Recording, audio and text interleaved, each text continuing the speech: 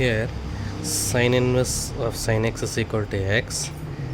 Sine inverse of sine inverse of x is equal to x, where mod of x which is less than 1. And next one, sine inverse of sin x is equal to x, where the interval is what? Minus pi by 2, which is less than or equal to x, which is less than or equal to pi by 2. So sine inverse of sin x is equal to x, where x is what? Minus pi by 2 plus pi by 2. So suppose I'm going to take one example here, sine inverse of sine 2 pi.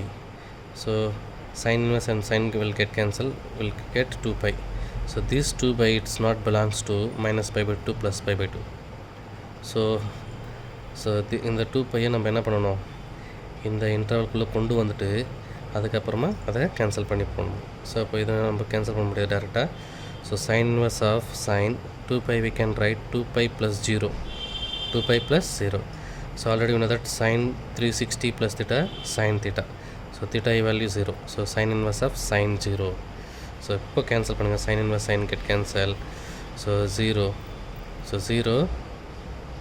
0 belongs to what? Minus pi by 2 plus pi by 2.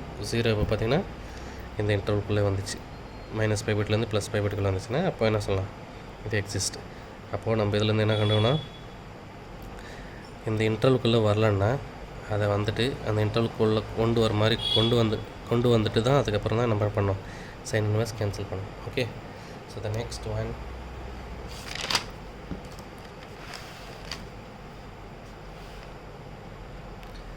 it's very important.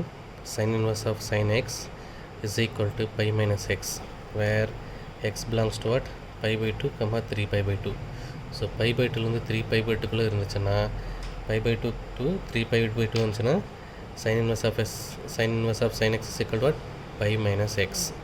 So before we see that sin inverse of sin x is equal to x, where the interval is what? Minus pi by 2 to plus pi by 2. Here sin inverse of sin x is equal to pi minus x, where the interval is what? Pi by 2 pi by 2 to 3 pi by 2. Okay, so we discuss here.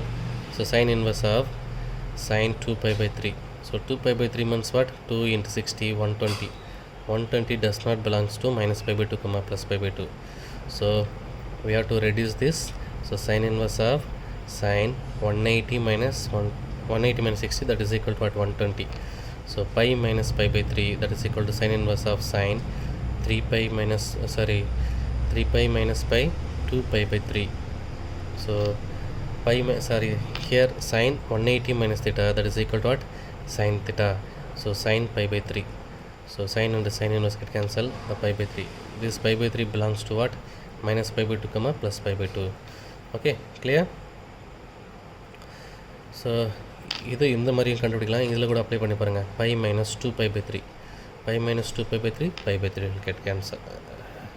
So அப்போது இந்த இன்டர்வல்குள்ளே பார்க்கணும், pi by 2 to 3 pi by 2 இருந்துச்சுன்னா இந்த ஃபார்முலாவில் use பண்ணிடலாம். minus pi by 2 plus pi by 2னா X தான் answer. Okay, so இப்போ இவ்வளோ பெருசு நம்ம போடாமல் டேரெக்டாக என்ன பண்ணலாம், இந்த pi by 2லேருந்து 3 pi by 2க்குள்ளே எக்ஸ் வேல்யூ இருந்துச்சுன்னா டேரெக்டாக அந்த ஃபார்முலா யூஸ் பண்ணிக்கலாம். sin inverse of sin x is equal to what? Pi minus x. இந்த எக்ஸ்னுடைய வேல்யூ என்னதுங்க? 2 pi by 3. So pi minus 2 pi by 3. So 3 pi minus 2 pi, pi by 3 is the answer. அப்படி டேரெக்டாக போட்டுடலாம். Clear? The next one, y is equal to sin inverse of x. It is an odd function. Sin inverse of x is what? Odd function. So f of x equal to sin inverse of x. X equal to minus x apply பண்ணுறேன். So sin inverse of minus x. So sin inverse of minus theta minus sin theta. So sin of minus sin inverse x. So this value is equal to what? F of x. So f of minus x is equal to minus f of x. So இந்த மாதிரி இருந்துச்சுன்னா the function is what? Odd function. The function is odd function. The next one, graph inverse sine function. First y is equal to sin x. Y is equal to sin x. So sin x nuடைய curve நமக்கு தெரியும், 0 pi 2 pi 3 pi 4 pi அப்படி போய்ட்டு இருக்கும். இந்த பக்கம் minus pi minus 2 pi இப்படி போய்ட்டு இருக்கும்.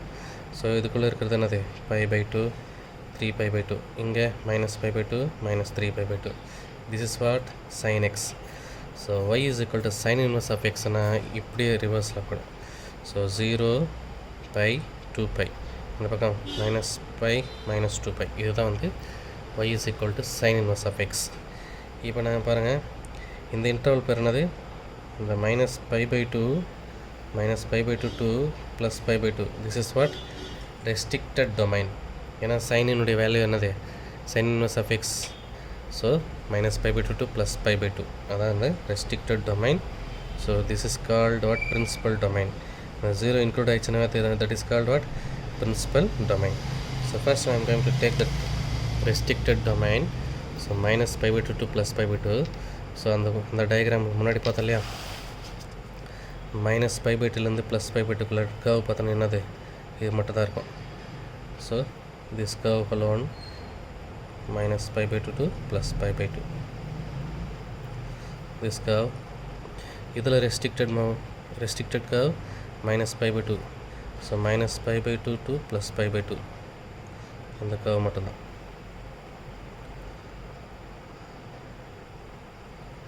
இப்போ ரெண்டுத்தையும் நம்ம ஜாயின் பண்ணி எழுதணும்னா எந்த இடத்துல மீட் ஆகுனா, ரெண்டுமே ஒரு சேமாக இருக்குது. ஆனால் என்ன, லைட்டாக இந்த பக்கம் டிஃப்ரென்ஸ், அதே மாதிரி இந்த பக்கம் லைட்டாக டிஃப்ரென்ஸ், அவ்வளோதான்.